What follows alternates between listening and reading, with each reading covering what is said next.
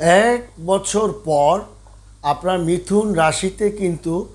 বুধাদিত্য রাজযোগ সৃষ্টি হবে এবং এই রাজযোগের ক্ষেত্রে তিনটা রাশির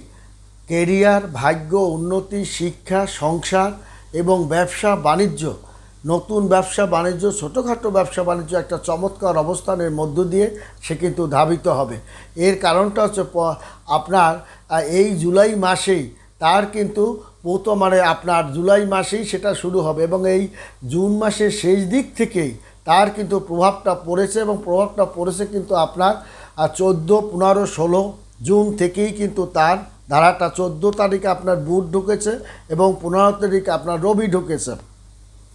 মিথুন রাশিতে, যার কারণে তার ভাগ্যের একটা আমূল পরিবর্তন সাধিত হবে আপনার মিথুন রাশিতে। এবং মিথুন রাশি জাতকদের ভাগ্যের এবং এটা মিথুন রাশিতে সংগঠিত হওয়ার কারণে